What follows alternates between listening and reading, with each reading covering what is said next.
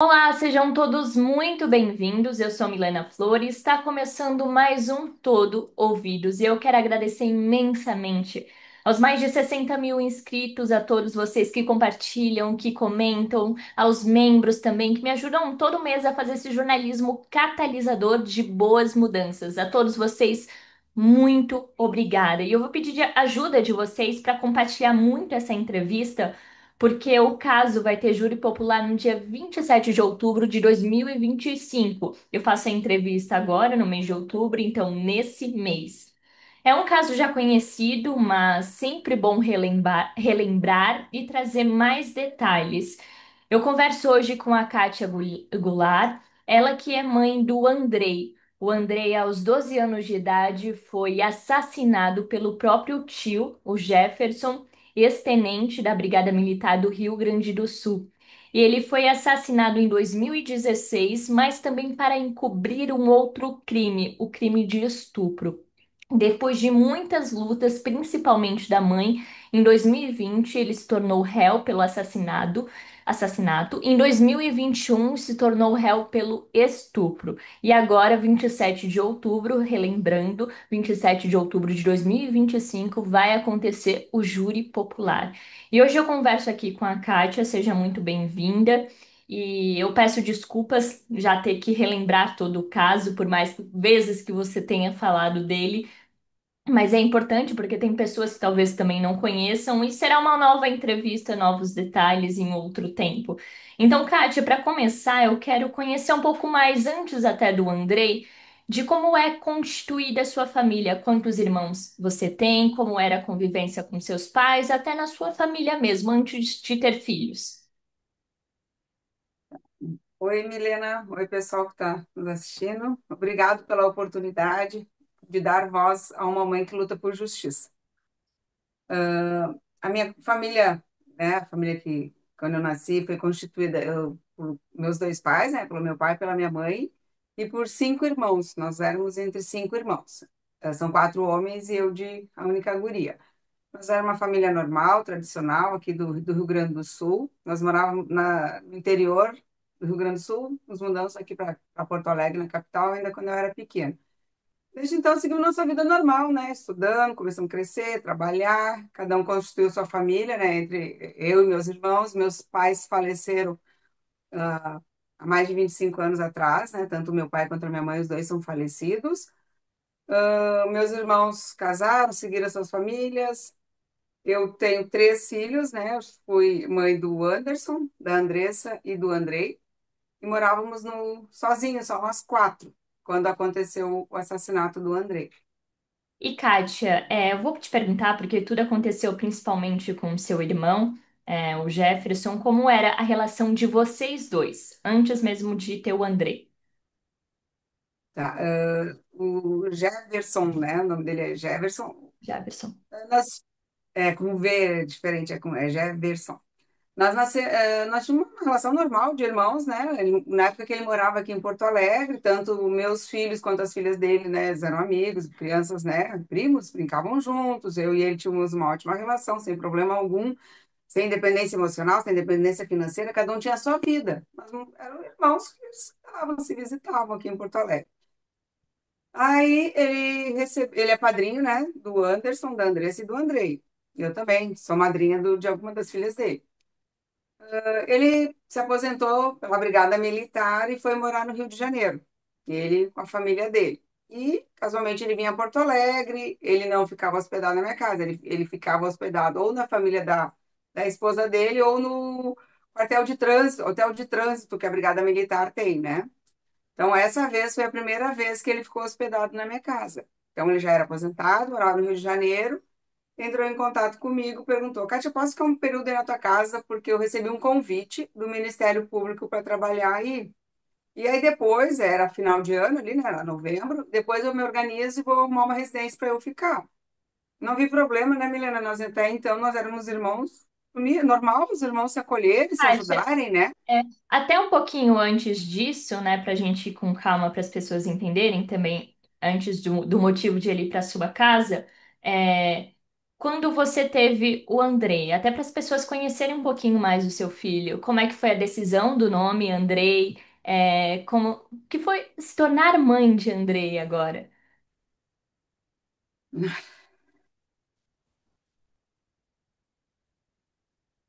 Ser mãe do Andrei é uma coisa maravilhosa. Ser mãe do Anderson é maravilhoso. Ser mãe da Andressa é uma coisa maravilhosa. Eu amo ser mãe dos meus filhos. Eles são pessoas maravilhosas, boa índole, bom caráter. E eu pude aproveitar apenas 12 anos do Andrei. E esses 12 anos que eu aproveitei do Andrei, eu aproveitei com muita intensidade, muito amor, muita doação.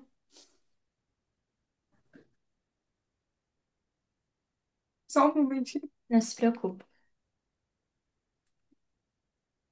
Ah, eu sou auxiliar de enfermagem, né? Trabalho num hospital aqui, numa pediatria há 31 anos, quase 32 anos. Então, eu criar meus filhos foi muito difícil, né? Conciliar trabalho com filhos, com educação, criei eles sozinha, né? Então, hoje em dia se diz mãe solo, mas, enfim, foi sempre muito difícil, mas nunca foi um sacrifício, né? Meus filhos tinham noção do trabalho que era, eu contava muito sempre com ajuda entre eles, me ajudando. Claro que eu tive um suporte de pessoas também me ajudavam, né? Nesse nessa jornada de mãe, trabalho, né? Enfim, eu e meus filhos sempre tivemos uma ótima relação. E Sempre, sempre, com os de onde três. veio esse nome, Andrei?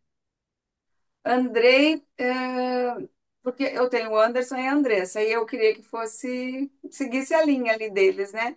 Por um tempo ali, durante a gestação, até ficou Alisson o nome dele. E aí eu disse, não, não, vamos pro Andrei. Eu achava bonito o nome Andrei. E E aí, Kátia, pode continuar. ele acabou ficando o Andrei. E aí surgiu esse menino na sua vida. Como é que foram até as comemorações de aniversário dele, o primeiro aninho? Depois ele começava a gostar de personagens. Como é que foi? Ele, ele foi um bebezão lindo, enorme, gorduchão, né? Foi amamentado por um bom período, ele adorava brincar ali. Quando ele era bebezão, assim, sempre foi uma criança muito sorridente. Ele cativava, assim, onde eu saía com ele no colo, ele era enorme, assim, eu carregava ele no colo, ele sorria para todo mundo. A jornada dele aqui foi assim, uma criança que passava alegria, amor, sorridente. E aí, ele torcia pro Grêmio, aniversário dele fizemos do Grêmio. Uma vez ele pediu para uma vizinha nossa, que era muito amiga nossa, assim, que ele gostava muito.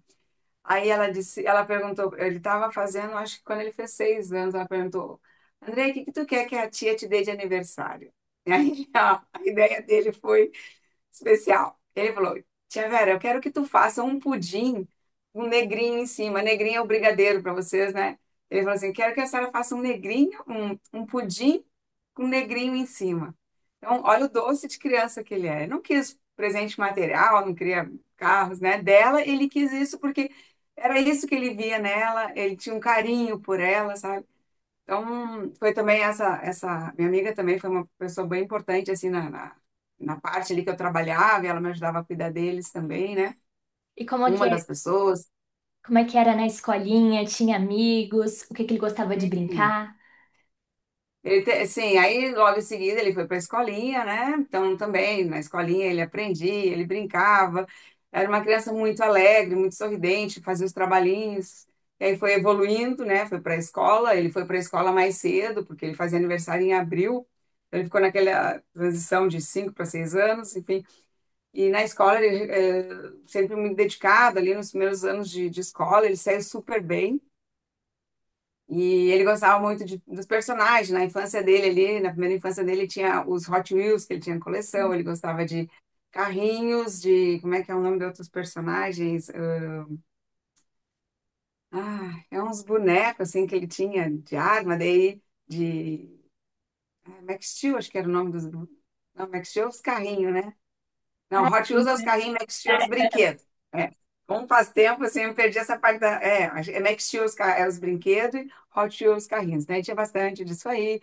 Ele gostava muito de quebra-cabeça, ele se desafiava, assim, ele falava, compra um quebra-cabeça de tantas peças que eu monto.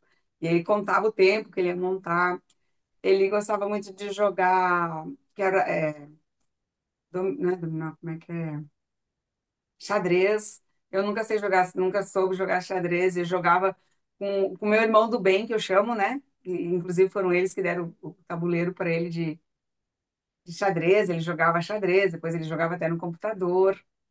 E, Ele era cara, uma criança muito prática, muito despachada, assim, muito inteligente, raciocínio rápido. Por exemplo, eu tenho um irmão que mora em Cachoeirinha.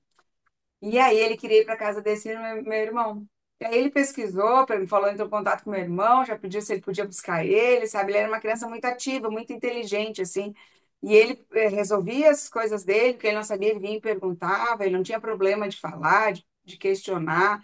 E a gente sempre falava assim, o André era uma criança muito adulta para a idade dele, né? Mas ele tinha um comportamento de criança normal, assim, fazia as artes dele. Aí tinha uma época assim que ele não queria mais que eu cobrasse ele para tomar banho. Ele disse, mãe, só faz assim, ó, que eu sei que tu tá me perguntando se eu tomei banho. E Kátia, percebes também que você ali, como mãe solo, né, mãe de três, tinha que dar o seu jeito, né? Você é uma mulher muito guerreira desde o começo. E ser mãe solo já é muito difícil. Com três, por mais que você pudesse contar já com seus filhos mais crescidos, né? Ser Sim, mãe, você ainda era mãe deles. E sim, sim. já sem os seus pais, né? Por mais que tivesse irmãos, é outro tipo de suporte. E você trabalhava também, e você lembra de algum momento que você deu tipo, um presente assim que ele pedia muito, e aí você se esforçou, fez economias para dar esse presente? Foi uma realização até sua. Oi, peraí, eu já te conto. Não se preocupe. Agora há pouco, né? Tivemos o Dia das Crianças. E essa data para mim foi também, como todas as datas comemorativas, elas sempre são mais pesadas para nós enlutar, mães enlutadas, né? Porque a gente volta no passado das datas que a gente viveu com esses nossos filhos que partiram, né? E esse que acabou, agora, ó, que foi o Dia das Crianças, eu me lembrei muito de um Dia da Criança que para mim foi muito especial em relação ao Andrei, né? Porque ele tinha me pedido, na época ali, estava na moda eu não sei nem falar o nome, mas era um brinquedinho que tinha tal de uma pista, arena que chamava, que era tipo um ioiô, que tu jogava assim e o brinquedinho rodopiava, sabe? Eu não, de repente, agora eu não tô lembrando, mas talvez eu lembre o nome do brinquedinho. Carrinhos, Mas era um assim. brinquedinho, ai, eu não tô me lembrando. Eu sei que era tipo um ioiô, que Uhum. daí a criança pegava, rodopiava assim, jogava e o brinquedo ficava jogando, e ali, que o nome daquilo ali era arena. E ele vinha me pedido, né? Mãe, eu quero isso de presente da criança e tal. E aí eu fingia que eu não entendia o que era o brinquedo dele, né? Eu não lembro. Pá. O que que eu fiz, né? Eu comprei, sei que ele queria, né? E aí eu pensei, vou sacanear o André. Não, uma sacanagem pura, saudável, né? Comprei esse brinquedo o original, que é esse, o verdadeiro, que ele queria e tal. E aí eu comprei um brinquedinho assim, que de apertar parecido com aquele ali. Daí chegou o dia da criança, a gente fez um almoço especial e tal, dei para ele. Aí ele abriu faceiro, achando que era, né? Daí ele fez uma carinha assim de decepção, mas ele não queria me decepcionar, porque, como eu tinha dito para ele que eu não entendia muito o brinquedo que ele queria e tal, daí ele abriu e fez uma carinha assim que não era aquilo que ele queria. Daí ele disse, eu disse, gostou, filho? Gostei, mas não era bem esse, tal, mas tá bom, né? Aí tá. Daí passou um pouco, eu falei, eu acho que a mãe errou, né, filho? Peraí, eu vou lá buscar, eu acho que eu comprei o certo. Aí eu trouxe o outro que eu errei, que é para nós aqui é o peão, né? Que tu bota uma cordinha e joga assim, e dei. Aí ele fez mais outra cara de decepção, maior ainda, e pensou, poxa, eu vou de novo. E pensou, né? Ele disse, mãe, não era bem esse, mãe, é um assim e tal, tal. Daí eu falei, como é que ele é? Conta mais, então eu não tinha entendido direito, filho. Aí começou a contar como é que era, daí eu fui lá e trouxe o que ele queria. Nossa, aí tem até, inclusive, umas fotos dele abrindo, assim, ele faceiro com aquele brinquedo dele. Então, esse Dia da Criança agora foi um dos dias que eu lembrei muitas vezes desse momento dele. Porque fazer o Andrei feliz era muito simples, né? Ele se contentava com as coisas, ele dava valor àquilo que a gente dava para ele, ele dava valor às coisas que ele recebia. Não é pelo valor financeiro, sabe? É o valor emocional que ele tinha das coisas que ele recebia. Às vezes, por exemplo, ele gostava muito de comer, de comida, ele era muito vinculado a isso. Então, às vezes as pessoas faziam algum prato especial que ele gostava, nossa, e aquilo ali para ele era o máximo, né? Então, a pureza de uma criança. E tinha algum prato que ele gostava mais que você lembra? Que ele pedia? Nossa, um específico é difícil, assim, mas ele gostava de lentilha, ele gostava aí ele aprendeu a fazer a tal da massa com molho branco, né? Então ele gostava de massa com molho branco, gostava de pastel, ele gostava de muito de doce, bala, pirulito, né? E isso muitas vezes, Camila, eu uso como uma fuga, sabe? Ah, às vezes eu como doce, esses doces que ele gostava, né? Que talvez seja uma maneira que eu use para adoçar meu coração de, de tanta saudade que eu tenho dele. Aqui onde nós moramos tem uma loja de balas, né? E aí ele disse, quando logo nós nos mudamos para cá, ele disse, mãe, eu descobri uma loja, o Mundo dos Doces, que é uma loja que vende específico, né, desse material de balas, doces, pirulitos, essas coisas assim. Aí ele juntava o dinheirinho dele, ia lá e buscava, né? E daí um dia nós estávamos na fila do caixa e ele tava com uma cesta assim, só tinha acho que uns dois, três doces ali. E eu falei, ah, mas ele pegou pouco, né? Dele, é o que é o meu dinheiro, é o que o dinheiro dele dava. Então, eu tinha uns tratos, assim, umas combinações com eles, para eles aprenderem a valorizar o dinheiro, como eu te falei, né? O fato de eu trabalhar sempre mostrava para eles, assim, a dificuldade que é para a gente ganhar o dinheiro, para eles saberem dar o valor, né? E aí ele parou, porque dele olhou a cesta da irmã dele, e ela tinha o mesmo valor de dinheiro dele, só que ela estava com a cesta cheia. Claro que era produtos menos, de menor valor, né? Aí ele olhou assim para a cesta dela, deu uma pensada, e nós já estávamos na fila do caixa. Aí ele falou: peraí, mãe. Daí foi lá rapidinho, já destrocou os produtos dele, botou tudo com valores menores, trouxe um monte. Ele, agora sim, agora a minha cesta está cheia. Então, ele era uma criança como qualquer outra criança, mas é o meu Andrei, é o meu filho. Então, a minha luta é pelo meu filho. E quando você conta que ele aprendia até a cozinhar, isso vem bastante de você, dos irmãos, de onde que ele, como é que ele conseguia aprender assim? Eu acho que era muito dele próprio, né? Claro que ele via eu cozinhando, né? Nós aqui em casa, aquilo como eu te falei, a gente trabalha, então meus filhos sempre aprenderam a cozinhar. E eu acho que era muito mais também dele, assim, ó. Porque ele falava assim, a mãe, eu vou fazer receitas. Aí teve um caso, assim, que eu acho que eu uso muito como uma motivação para mim, sabe, Camila? Quando eu tinha feito uma cirurgia da coluna, então foi um período que eu estava muito em casa ali, quando o Andrei faleceu. E aí eu estava sentada ali no sofá e ele disse, mãe, eu quero fazer risoles. Eu falei, Andrei, fazer risoles é difícil, filho? É, mas é difícil para a gente que é adulto. Imagina, ele tinha 12 anos e ele era desafiador, sabe? Ele gostava de fazer, ele fazia churros. Então ele tinha como é que é? Ele fazia as coisas difíceis, assim, né? Não gostava só do simples, não era só miojo. Era meio que um dom Aí já dele, né? por isso que eu digo, era muito dele, assim. E ele era exigente com ele, assim, ele gostava que ficasse bom, e ele queria que todo mundo provasse, gostava, e ele gostava, quando chegava alguém aqui em casa, dele fazer aquilo ali, dele fazer o prato para oferecer para as pessoas, sabe? Muito E cordial, assim. E era coisas dele, né? Um item, uma característica dele. como era a relação Além dele? da educação, né, era uma coisa dele, assim. Como era a relação dele com os irmãos? Muito boa, muito boa. Ele era o filho caçula, né? Então, claro, que é filho caçula é aquilo, né? Ao mesmo tempo que eles diziam que ele era muito mimado, ao mesmo tempo ele achava assim que o mais velho tinha mais liberdade que ele, que não podia fazer as coisas que ele queria fazer as coisas que o mano mais velho fazia, que a menina fazia. Então, e eu dizia, filho, tu é pequeno, tu não pode fazer as coisas deles. E, por exemplo, o mais velho podia ficar até mais tarde jogando videogame, na TV.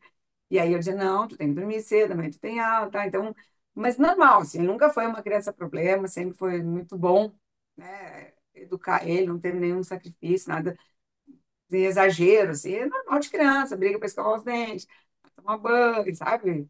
Coisas normais, assim, que eu convivi com os outros dois ali também. Não tem problema diferente, né?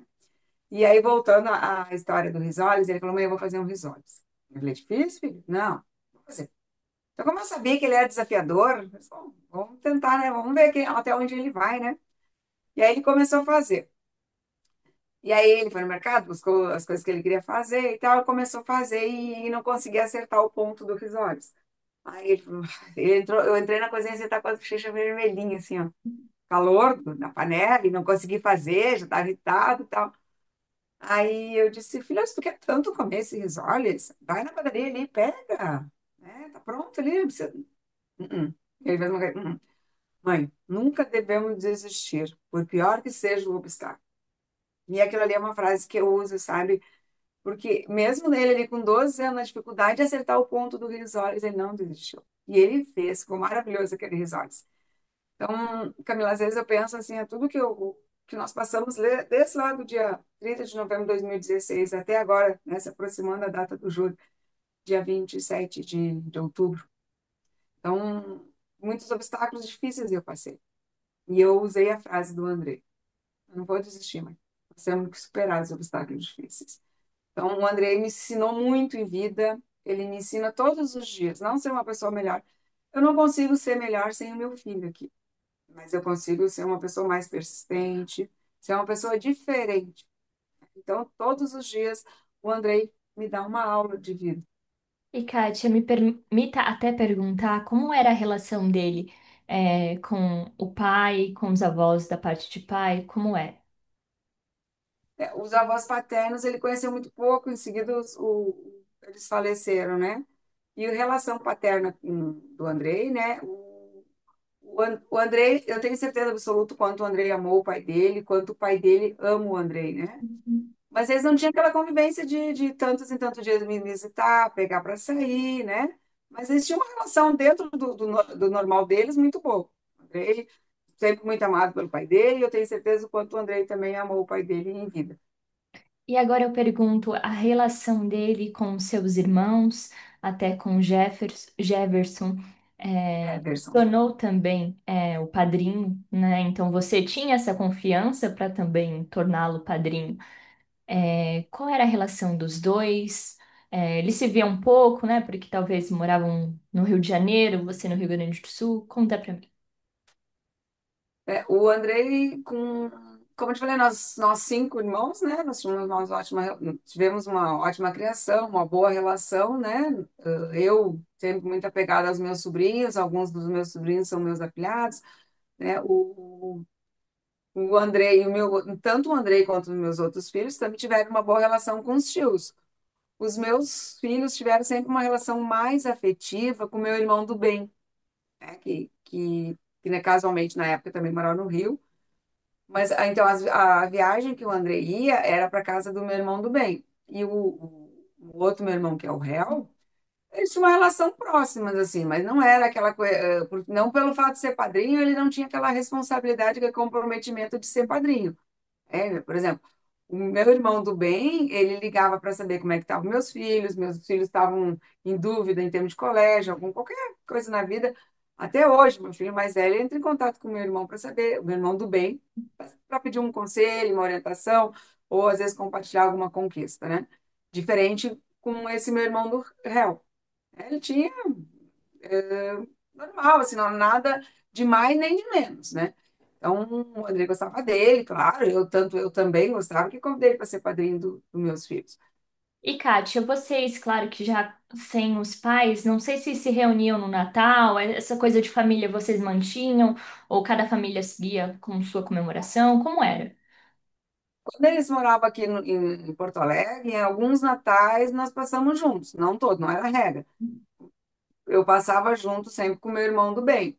Ele sim, quando nós três morávamos aqui em Porto Alegre, que nós somos os únicos que moramos em Porto Alegre, né? Que morávamos, aliás, porque Uhum. os outros dois irmãos já não moravam mais aqui em Porto Alegre. Então, o irmão do bem e o réu, algumas vezes nós passamos o Natal junto, mas eu e meu irmão do bem sempre passávamos o Natal junto. E aí, quando o Andrei ou eu mesmo nós íamos para o Rio de Janeiro, a gente ficava hospedado na casa do meu irmão do bem. As Uhum. viagens, as fotos, passeios, eram lá na casa do meu irmão do bem. Mas vocês se Tanto é que encontravam com o irmão do mal, no caso, vocês se encontravam? esporadicamente lá no Rio.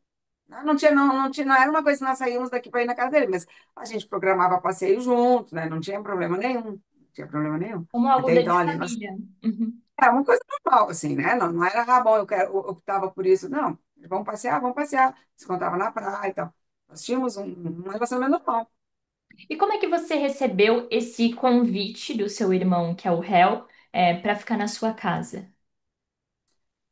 Ele já não morava mais aqui, né? Então ele disse, Kátia, me ligou, Kátia, posso passar um período aí na tua casa, né? Seria no máximo um mês para que eu vou trabalhar no Ministério, receber um convite do Ministério Público para trabalhar aí. E aí pensei em ficar um período na tua casa e depois eu vou arrumar uma residência para eu morar. Eu não vi problema, né? Pensei, bom, meu apartamento é pequeno, o que que a gente faz, né? Já vem desde a educação dos meus pais lá, separa os guris das gurias, né? Ficou eu e a minha filha num quarto e os meus dois guris e meu irmão no outro quarto. Não vi problema em hospedar e acolher ele, né? Ele é meu irmão, ele é um estranho, ele não era Uhum. um estranho, não era uma pessoa sob suspeita, até porque ele era uma figura masculina, ele era padrinho dos meus filhos, um tenente da brigada militar. Então, eu não vi problema em hospedar ele. Ele Porque, tinha na família verdade, também? Filhos, família? aqui, mas eles ficaram no Rio de Janeiro. Hum. Aqui estava só ele. Porque o estranho é o marido, é a esposa que tu encontra no caminho da tua vida. O meu irmão, ele já era do meu núcleo familiar, ele já nasceu, porque ele é mais velho que eu. Então, ele sempre fez parte da minha vida. Então, eu não estava hospedando um estranho. Eu não vi problema em hospedar. Eu hospedei ele com o meu coração puro, coração de irmã, que estava acolhendo o irmão, que naquele momento estava precisando de um suporte, né? E então foi exatamente dessa minha confiança, dessa minha liberdade em ele ter acesso à minha casa, foi que ele cometeu esse crime. E você lembra da chegada dele na sua casa? Ah, desculpa, repete. Você lembra da chegada dele na sua casa? Desculpa. Não, não se preocupa. Nosso clima aqui do sul favorece isso. Ele, não, quando ele chegou, tudo normal, assim, o André, como mantinha contato com eles, né? Já tinha o acesso, esse, hoje em dia, não tão quanto hoje de redes sociais, mas a gente se falava, né? Então, disse, não, eu chamei as crianças, porque ó, o padrinho vai ficar um período aqui em casa, vai ficar no quarto dos guris, nós vamos fazer uma mudança aqui, claro que mudou a rotina da família, né? Mas eles também acharam bom, né? A ideia, ah, o padrinho vai ficar aqui com a gente, tal, né? Gostaram da ideia, porque seria até porque estava sendo uma novidade, seria a primeira vez que ele ficaria hospedado com a gente, né? E Então não teve problema. fazia tempo que ele não via o Andrei, não via você? Eu não estou me lembrando tempo assim, mas não fazia muito tempo, não. Sim, mas a gente de conviver, de ficar hospedado na minha casa, eu não posso te precisar o tempo, né? Aham. E, Kátia, ele chegou com uma arma. Ele falou pra vocês que tinha essa arma? Ele conversou comigo, né? Disse, ah, Kátia, eu recebi uma arma e tal. Porque eu também sou filha de brigadiano, né? Meu pai também era da Brigada Militar. Meu outro irmão, que mora em Osório, também é brigadiano, né? Então, e eu morava, quando nós íamos para Porto Alegre, uma região que era só brigadiano. Então, a gente sempre conviveu muito com essa parte da Brigada Militar. E o que que meu pai fazia? Ele sempre mostrou para nós que tinha arma, ele sempre deixou muito claro que a arma não se mexia, né? Então, ele sempre nos ensinou isso. E aí, então, para o Andrei nunca tinha sido, era um assunto novidade, arma. O que que a gente fez? O meu irmão conversou comigo, disse, não, vamos falar para as crianças, né? E vamos dizer para ele que tem, mas ele vai ficar guardado. Meu irmão, não, Cátia, eu vou guardar, eu não vou nem dizer para ti onde vai ficar, para justamente, né, ser responsabilidade minha. Então, o que que eu penso? Ele é um policial militar, ele é responsável pela arma, né? Então, imagina, ele era um tenente da Brigada Militar.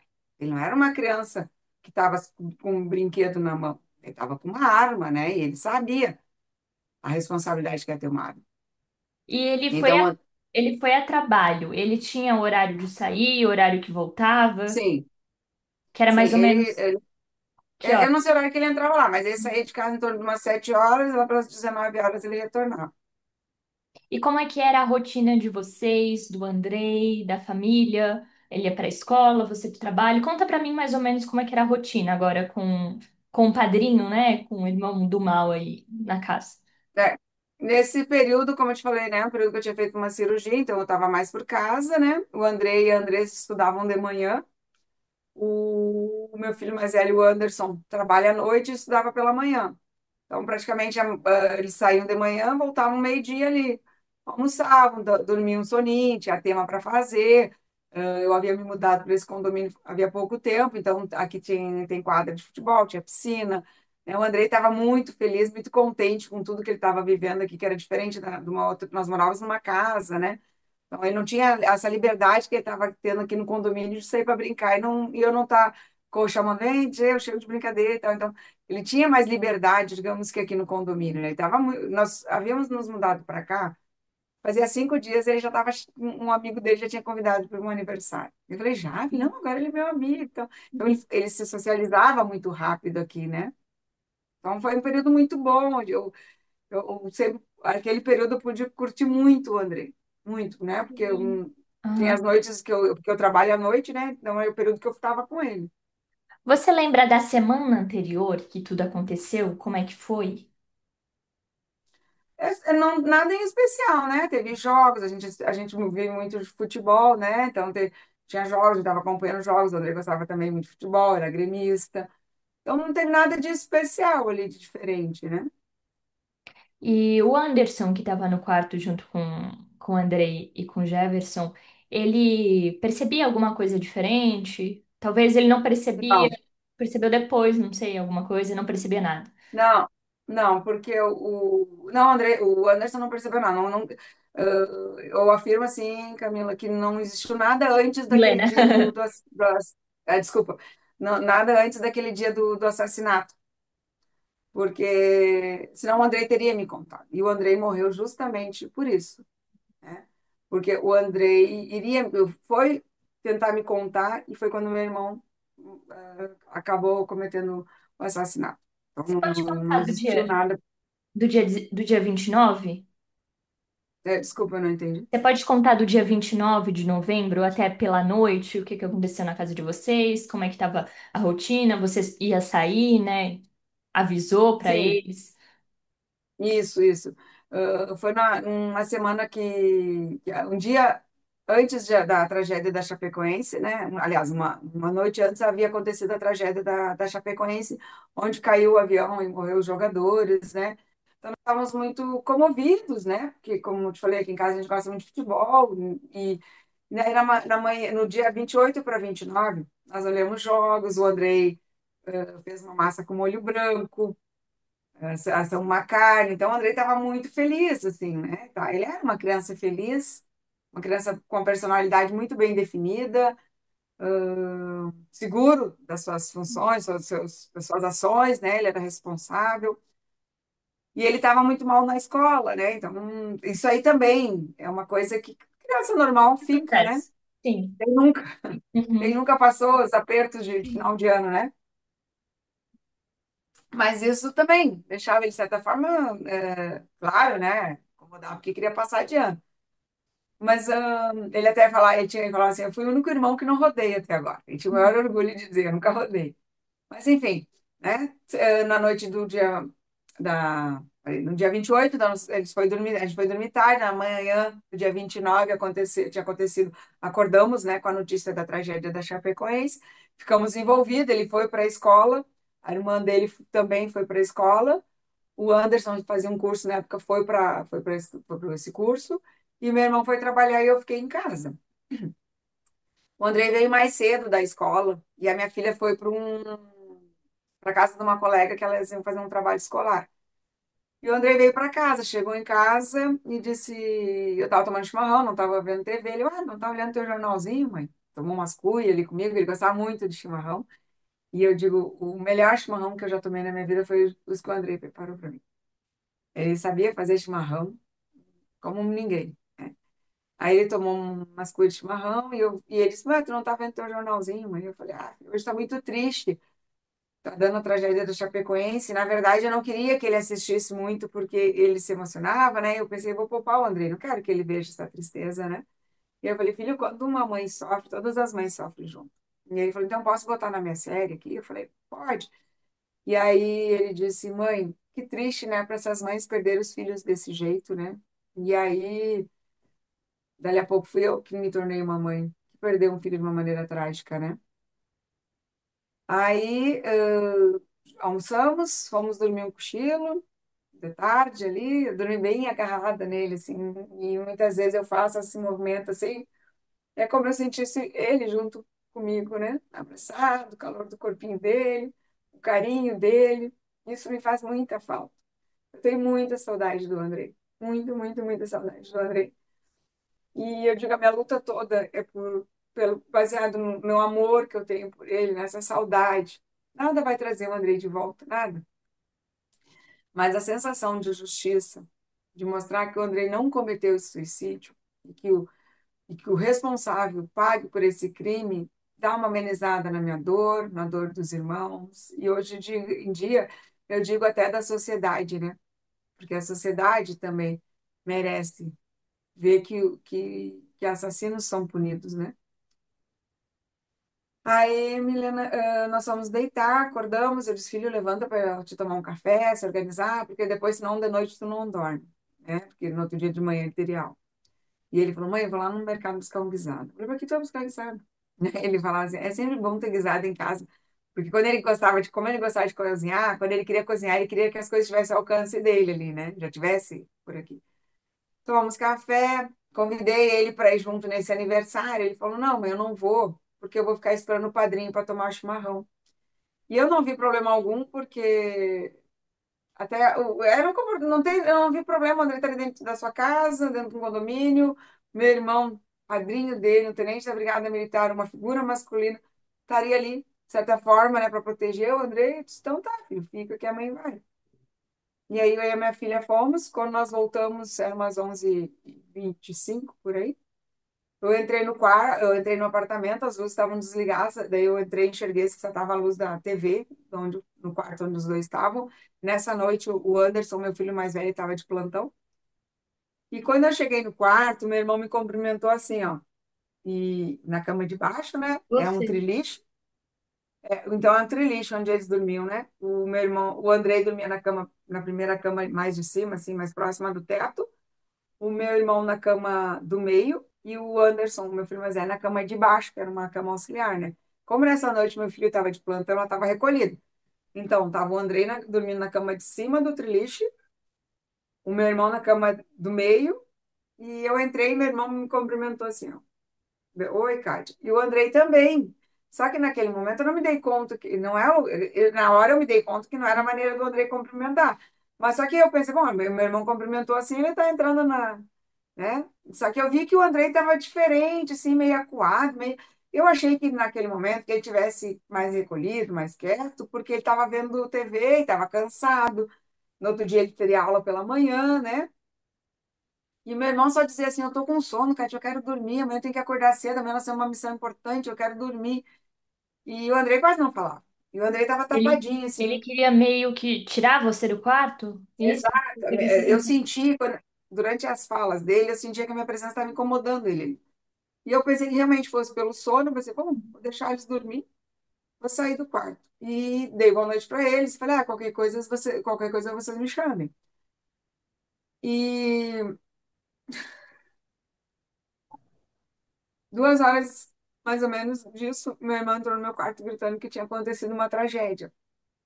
Eu não entendi o que estava acontecendo porque eu não vi barulho, eu não vi nada, só o meu irmão gritando.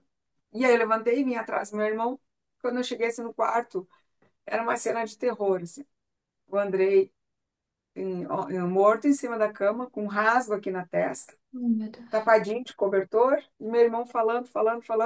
Eu não sei o que aconteceu, eu ouvi um barulho de bateria de celular estourando, mas o meu celular está carregando ali, o Andrei está de castigo de celular. Eu nem lembrava que existia celular, quanto menos baterias, enfim.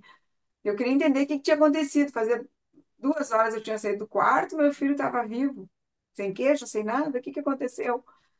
E eu vou destapar o Andrei e meu irmão fala assim, ó, não mexe na cena do crime. Hum. Milena, aquilo ali não fazia sentido naquele momento. Até Crime, porque não é naquele crime, mas momento você não entendeu o que estava acontecendo, não entendia nem que era crime, né? É um choque. exato, eu estava em estado de choque, mas o crime não se encaixava naquilo para mim. Eu sabia quando ele estava morto. E aí meu irmão ficou nos pés da trelixa assim, gritou: minha arma tá aqui. E aí ele começou a dizer: eu não sei o que aconteceu com o nosso anjinho, e botava a mão na cabeça, desesperado. E aí eu queria proteger minha filha, porque o André já não podia mais fazer mais nada, mas eu queria entender o que tinha acontecido. Aí nisso meu irmão ligou para os colegas dele do Ministério Público, né, porque já estava trabalhando no Ministério Público. Ligou para a Brigada Militar, para a Polícia Civil, meu apartamento ficou lotado de gente, pessoas que vieram nos acolher, oferecer ajuda. E eu lembro que nós estávamos no hall do condomínio e o meu irmão falou assim: Ah, já saiu o resultado da perícia. E aí alguém que estava do lado dele falou assim: Como assim saiu o resultado da perícia? É, já saiu, agora é assim, ó. O GP mandou as fotos. Na época eu nem sabia o que era GP, hoje em dia eu sei. É o Instituto Geral de Perícia, é o que faz as perícias. Ele disse: O IGP mandou as fotos para lá e já veio o resultado e já saiu, suicídio. Na verdade, naquele momento ele tentou construir já a mentira dele, né? E tentar enganar as pessoas ao redor. Isso, isso. E aí, claro, a minha preocupação sempre foi manter a Andressa acolhida, protegida, né? Porque ela, na época, ela estava com 16 anos, vendo tudo aquilo a cena, né? Sem também entender, e eu querendo proteger ela. E aí as coisas começaram, né? O velório, nós fomos para casa do meu outro irmão, o do bem, que casualmente também morava no Rio de Janeiro naquela época. Eu fui para lá para me sentir acolhida, porque eu e esse meu irmão, a gente se dá muito bem. E meus filhos gostam muito dele. E eu gosto muito da minha cunhada, das minhas afilhadas. Eu queria alguém que me abraçasse, me acolhesse naquele nosso momento de dor. E eu sabia que meu irmão também estava sofrendo, né? Esse meu irmão do bem. Nós fomos para lá. E como esse o meu irmão réu mora lá, ele foi para casa lá onde nós estávamos e para ele era tudo festa, tudo era oba, oba, oba. Ele queria comemorar Natal, ele queria que a gente fosse para ver os fogos de Copacabana. Nós não tava nesse clima. E Fazia nem ele menos de um deveria, mês né? que. Porque ele aparentemente estava presenciando tudo. E, Kátia, até volta um pouquinho nesse momento da perícia. O que que você lembra? Porque a polícia, né, que deve investigar, a perícia também deveria ter investigado todos na casa que estavam aquilo ali no momento, né? Por mais triste para a mãe, para todo mundo que estava ali, precisava entender o que estava acontecendo. Eles pegaram roupa, pegaram. O que que eles fizeram? Você lembra? Isso aí foi uma grande falha do Instituto Geral de Perícia. Porque eu não sabia nada, né? Tipo, muita coisa que eu aprendi, eu tive que aprender na dor sem o meu filho aqui, na dor lutando por justiça. Por exemplo, a delegada Elisa Souza, acho que é o sobrenome dela, ela alega que eu não pedi o exame de conjunção carnal. Eu nem sabia que existia esse exame. Não foi feito o exame de conjunção carnal, Andrei. Eu não fui periciada, a minha filha não foi periciada, só o meu irmão. As mãos do meu irmão, ele declara ter lavado. E ele, como policial militar, ele sabia que não poderia ter lavado as mãos. Então não ficou, na perícia não consta nenhum resíduo de pólvora nas mãos dele. E eu e minha filha não fomos, porque meu irmão disse que ele estava ajeitando para que nada, que eu e a minha filha não precisássemos depor, não precisássemos fazer nada disso para nos poupar, que nós já tínhamos a dor do luto. Mas, na verdade, ele estava conduzindo as coisas para o lado dele, para que ficasse boa para ele. Então, ali, já como na noite, aliás, as falhas foram grotescas, grotescas, assim, ó.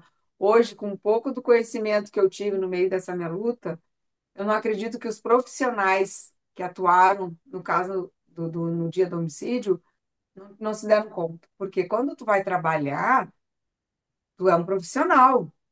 Tudo bem que era uma criança que estava em óbito, mas os profissionais, eles são preparados justamente para esclarecer a morte. Como aconteceu aquela morte? Foi um suicídio? Foi um tiro acidental? Foi um assassinato? Eles são responsáveis, eles são preparados para isso. Eles estudam para isso. Não a família. A família vive o luto, vive a dor. Então, ali começou o erro. Né? Então, as coisas sempre foram conduzidas pelo meu irmão. Meu irmão, ele é um tenente da Brigada Militar, ele trabalhou um período, né, de profissional dele. na parte da inteligência da Brigada Militar. Ele sempre trabalhou em casos grandes, né?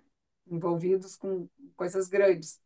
Então, eu acredito muito no corporativismo na noite do assassinato do Andrei. E a arma se encontrava onde? Eu, a minha filha e meu irmão vimos a arma nas mãos do Andrei. O Andrei segurava o cano, não onde, no gatilho ali no cabo, Uhum. sabe? O Andrei segurava o cano da pistola. Uma pistola Taurus, não é Taurus, uma pistola .40. E o rasgo do Andrei era assim, ó. E aqui atrás, um furinho pequeno. E a perícia lauda que o tiro entrou por trás. Bom, como é que foi a pergunta que tu fez? Que onde a arma estava? Então estava na frente Ah, então, dele. Vocês viram? tá, então, a minha filha e meu irmão declaramos que a pistola, e vimos, né, que o Andrei segurava o cano da pistola, não o gatilho. A perícia lauda que a pistola estava embaixo do corpo do Andrei. Nas fotos do GP, a pistola está acima do travesseiro do Andrei. Então, a pistola tem em três lugares. Meu Deus. E, Kátia, eu vou até te perguntar, espero que não seja uma maneira até de prejudicar, mas é, você até sentiu que por ele fazer parte, querendo ou não, da brigada militar, houve influências, talvez até medo de pessoas de investigarem a verdade? Eu acho que sim, eu acho que sim, né? Eu acho que houve corporativismo, pelo fato dele ser um tenente da Brigada Militar, tanto que por algumas vezes eles tentaram me calar, né? E eu posso até dizer assim que eles tentavam me intimidar, mas eu disse um dia para um delegado, eu não matei meu filho, eu vou provar que foi meu irmão. Eu tenho o direito de saber como meu filho morreu. Eu tenho. Porque o delegado disse assim para mim, ó, se eu fosse tu, parava de investigar isso aí, porque senão tu pode ser acusada de ter matado o teu filho. Eu falei, Meu não, eu não matei meu filho. Eu vou provar que foi meu irmão.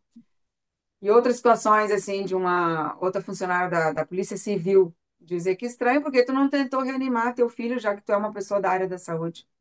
Eu sou uma pessoa da área da saúde, eu não sou Deus. Meu filho já estava em óbito. Eu respeitei o corpo do meu filho, eu não tinha o que fizesse ali. Então, por vários momentos, assim, eles tentavam me intimidar. E eu não tive medo, eu tinha medo de morrer pelo meu irmão. No início, ali, quando a gente começou a investigar, eu tinha muito medo de, de que acontecesse alguma coisa com meus filhos ou comigo. Mas depois, conforme as coisas foram se encaminhando, né?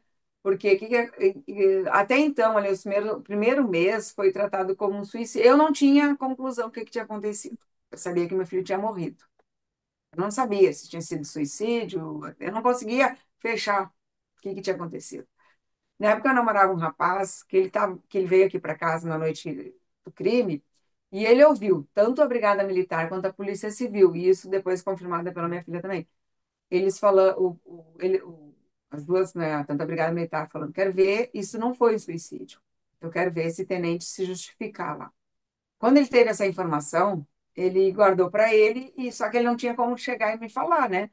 Esperou o momento certo, e aí, uma conversa entre nós dois, ele perguntou: Kátia, tu acredita que o Andrei tenha cometido suicídio? E aquela pergunta, Milena, para mim, soou como foi assim, ó, como abrir uma cortina. E eu olhei para ele e falei: não, foi meu irmão que matou o Andrei. Porque daí eu acho que nesse momento começou a vir as imagens, algumas informações, assim, que eu fiz uma análise do comportamento do meu irmão, Foi um né? estalo. No dia do velório. No dia do velório. Porque no dia do velório, na hora de carregar o caixão, ele não quis carregar o caixão, né? Ele não se aproximou. Ele, até então ali, ó, ele não vinha falar comigo. Ele não disse, no dia que aconteceu, Kátia, me perdoa, me desculpa, eu deixei minha arma. Não. Ele se acuava, sabe? E eu lembro que na noite que o corpo do Andrei, no dia, na noite que estavam, no dia, desculpa, no dia que o corpo do, porque o Andrei ele foi levado para o ML lá Uhum. para preparar, ML não, na funerária, para arrumar o corpinho dele, né? E eu fiz questão de enterrar ele de terno, porque ele sempre dizia assim, ó, quando a gente recebia convite para eventos, para festa, ele gostava de usar terno. que ele, apesar de ser criança, ele sempre dizia, mãe, é evento social, eu tenho que ir de terno. Então, eu pensei, é a maneira que eu tenho de homenagear o Andrei vestir um terno nele, né? E ele foi sepultado com um terninho como ele gostava. Aí, né, durante o dia que ele passou, né, custaram a liberar pro velório, o, eu disse, eu não quero que ninguém mexa nas roupas do Andrei, que quando depois eu vou decidir o que que eu vou fazer com as roupas dele, né? E as pessoas com a intenção de nos proteger, de evitar mais sofrimento, removem as coisas da casa que fazem a lembrança, né? E eu pedi, ninguém mexe nas coisas do Andrei, deixa que eu vou decidir o que que eu vou fazer. E eu até doei para o Lar Santo Antônio, porque o Andrei gostava muito de Santo Antônio. Eu tenho uma tatuagem aqui, ó, que eu fiz em homenagem ao Andrei de Santo Antônio. Então, eu achei mais justo eu doar as roupas dele para o Lar Santo Antônio. Todas as roupas, menos as cuecas do Andrei. Porque nesse momento, quando eu falei isso, o meu irmão disse assim, ó, Kátia, se tu quiser me doar as cuecas do Andrei, eu quero. Na hora, Milena, eu não me dei conta. E eu doei as cuecas do Andrei Mas pro como assim? lar, para o meu irmão. Ele nem é Ele do disse, salão. serve em mim. Ele disse, serve. Só que naquele momento eu não estava em condições de pensar, né? Claro, muita coisa que hoje eu estou com a cabeça mais esclarecida, as coisas fazem sentido. E isso foi uma das coisas que me levou lá. Um dia que eu estava conversando com esse meu ex-namorado, quando dizer para ele, não, foi meu irmão que matou o Andrei. Porque daí, juntando as coisas, uma coisa com a outra, né? Aí fazia sentido meu irmão ter matado o Andrei. Então, ele ficou com as cuecas do Andrei, com todas as cuecas do Andrei. E de comportamento do seu irmão até você ter um estalo, do que você lembra? Você percebia que ele se metia, ele tentava buscar informações, ou ele distanciava cada vez mais e tentava trocar assuntos? Não, não, ele não tentava trocar assunto porque não falava, né, nesses assuntos assim. Ele Uhum. sempre tentava deixar claro para mim que eu não precisava participar em nada, não fazer nada, que estava tudo certo, né, que ele já tinha resolvido tudo. E uma das falas, a única das falas dele foi assim, ó, a única coisa que agora eu vou ter que responder é o inquérito policial porque a arma era minha, né? Então ele não entrava nesses detalhes do assunto. E nesse momento que você deu estalo, que você até falou para a pessoa que você estava, né, o seu companheiro, que foi o seu irmão, você começou a olhar diferente para a situação. Começou a investigar até, talvez até por conta própria, né, ajudar a fazer as coisas acontecerem. Como é que você foi recebida pela justiça nessa busca de maior investigação? Ali quando eu me dei realmente conta que tinha sido meu irmão, eu disse, bom, eu não posso ficar chorando na cama. Eu tenho que sair em busca da luta, de justiça. Provar que tinha sido meu irmão. Foi um período muito difícil, nós recebemos muito, não. Atrás das perícias, respostas, né? Às vezes o Luciano fala, Cátia, amanhã nós vamos lá no IGP, vamos ver se tem uma resposta de uma perícia.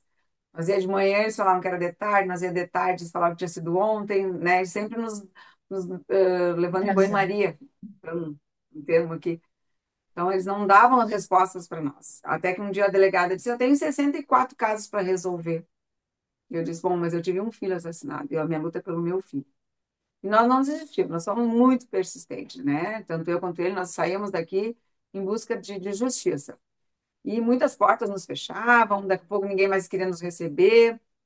Mas eu dizia: não, eu sou a mãe do Andrei. Eu tenho que fazer isso pelo Andrei, eu tenho que honrar o Andrei.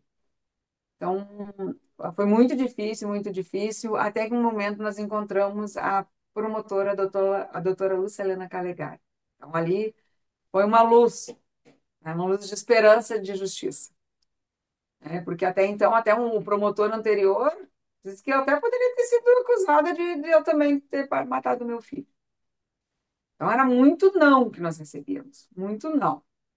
Mas a certeza que não tinha matado o André, eu tinha. E eu tinha que provar que tinha sido meu irmão.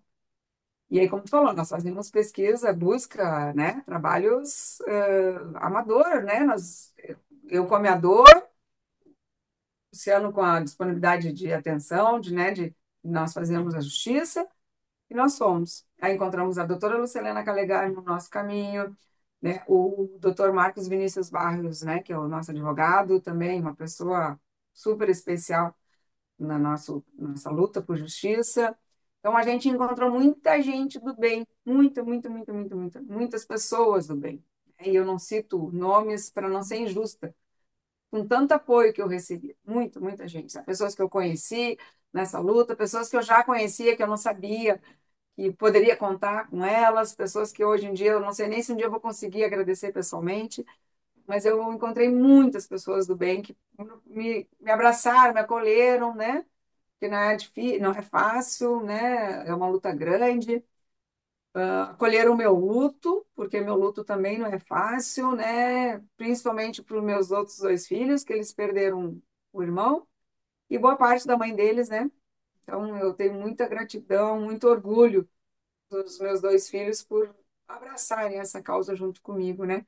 Então, quando eu digo, eu nunca me senti sozinha nessa luta, minha. Nunca, nunca. Sempre tive apoios importantes, né? Pessoas próximas, pessoas distantes. Eu digo, eu uso um exemplo, né? Essa luta é como se fosse um quebra-cabeça. Aliando ali ao Andrei, que gostava muito de quebra-cabeça, né? Cada pecinha pequenininha que esteja lá no cantinho, ela tem tanta importância como a pecinha principal, a que é a maior. Todas são importantes. Então, eu sempre tento agradecer e eu acho que eu não consigo agradecer, então agora eu tenho usado uma maneira diferente de agradecer. É pedir que Deus proteja essas pessoas que estão comigo nessa luta, né?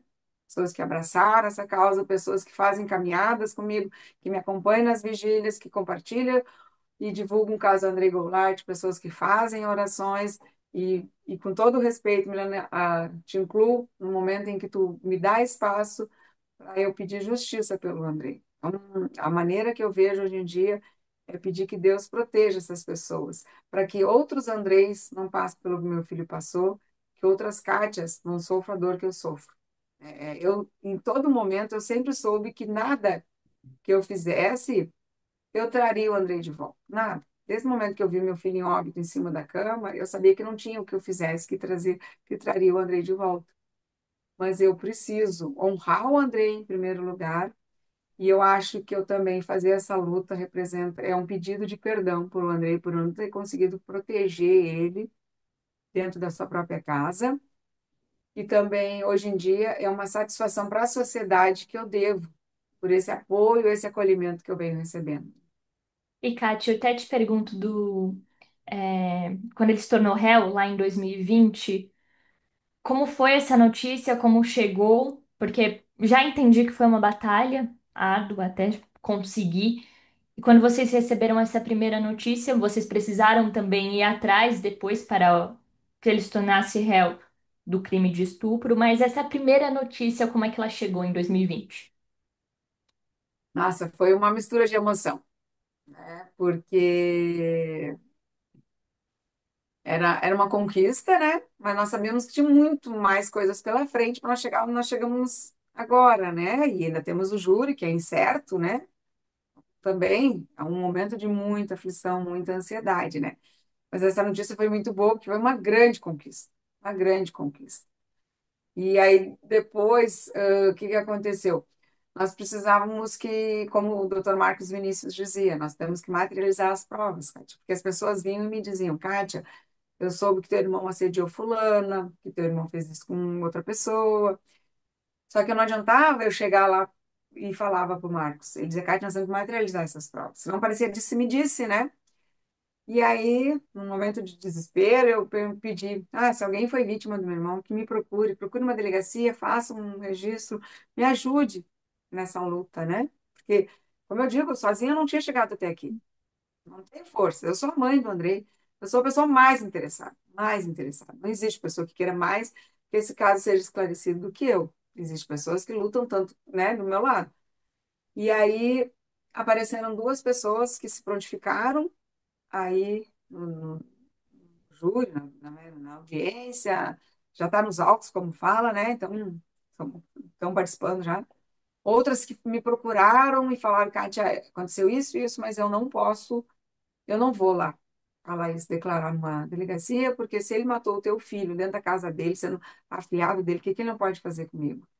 Como é que eu vou oferecer segurança? Não poderia oferecer segurança para essas pessoas, né? Mas então, duas foram pessoas que foram lá, mas teve mais casos de pessoas que não se encorajaram, e eu não estou criticando essas pessoas, E não, as acho que duas todo foram mundo tem seu direito. assédio? As Não, é considerado estupro, né? estupro? Nossa. Porque, só que elas não podem abrir um processo contra o meu irmão porque já passou o tempo, né? Hum.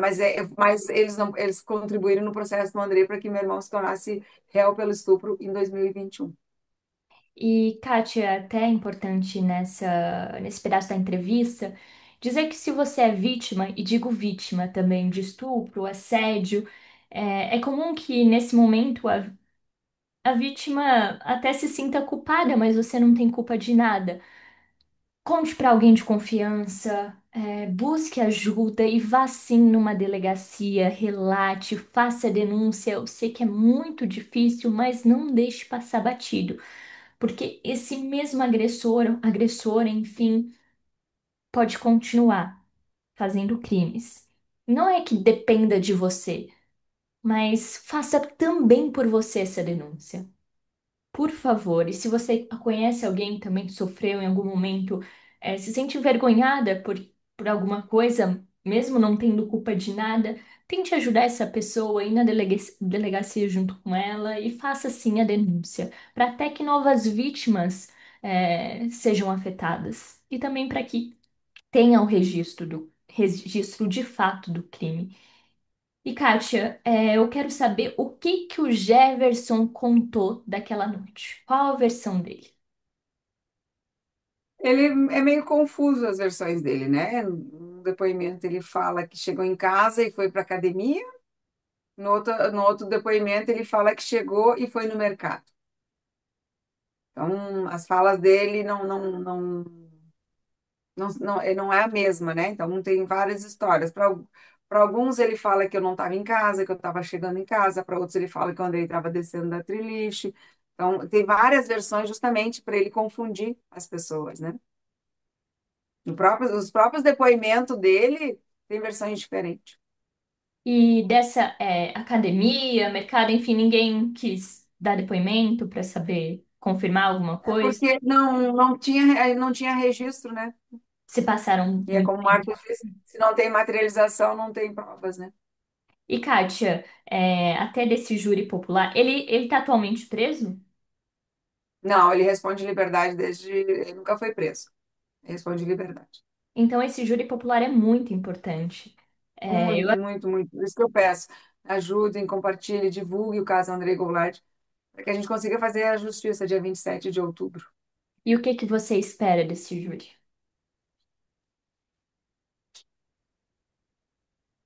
Eu espero justiça. É uma justiça, é uma maneira de confortar o meu coração, confortar o coração dos irmãos do Andrei, do pai do Andrei, do padrinho do Andrei, dos outros tios, da família, da sociedade. Porque nada trará o Andrei de volta. Mas eu devo isso ao Andrei, né? Eu, como mãe, eu devo isso ao Andrei, e que isso também sirva, como tu acabou de falar, para motivar outras mães, outros pais, outras vítimas de abuso, procurarem uma delegacia, confessar para a professora, para uma melhor amiga, para um melhor amigo, que foram abusados. Mostrar que eu acredito na justiça. Na justiça divina não tenho dúvida nenhuma.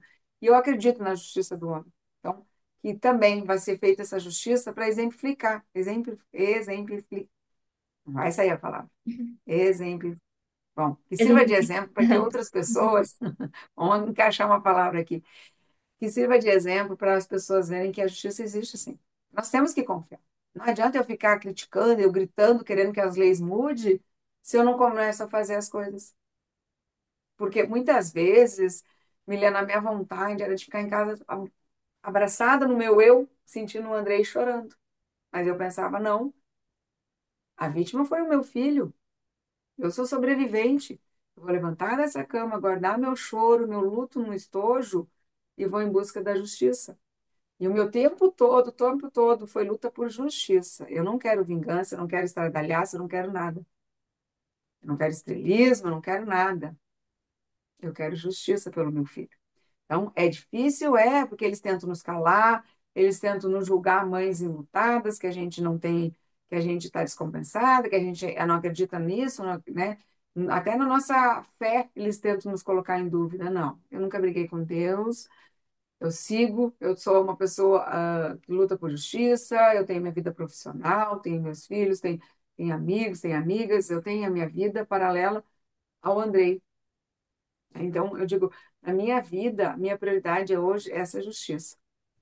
E Kátia, você me contou que você trabalhava, não sei se ainda trabalha, provavelmente na área de pediatria. Como foi voltar?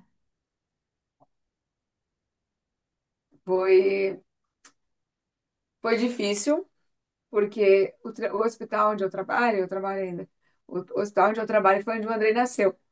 Então,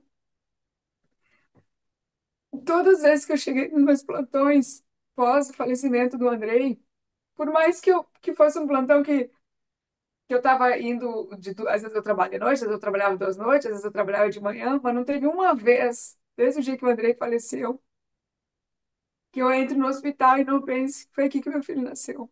Independente se eu entrava conversando com alguém, se eu não estava pensando no processo do Andrei, meu pensamento sempre era assim, ó, o Andrei nasceu nesse hospital. E ao mesmo tempo que isso me doía, era uma coisa que me motivava a seguir a luta, né? E graças a Deus, lá no hospital, eu sempre tive muito acolhimento das minhas amigas, né? Fiz muitas amizades nesses 31 anos lá dentro. Tenho as colegas que são minhas amigas, né? Minha chefia, minhas colegas direto. Então, assim, ó, eu tive muito apoio do hospital. E lá é um lugar que eu tiro energia para trabalhar, para seguir minha vida. Lá, eu digo, o hospital para mim é uma terapia, porque eu convivo com pessoas que também têm a dor de ver um filho internado, um diagnóstico não muito definido, né? Infelizmente, nessa minha trajetória profissional, eu vi muitas mães também viver o luto como eu vivo. Então, lá é um local que me ajuda muito a me manter firme. E Kátia, nesse banner atrás de você, com essa foto que você escolheu, você lembra desse momento que a foto foi tirada? Foi você que tirou? Lembro muito, muito. Não, foi ele mesmo que tirou essa foto. Ele usou aparelho, né, nos dentes um período, e nessa foto aqui foi o dia que ele tirou o aparelho.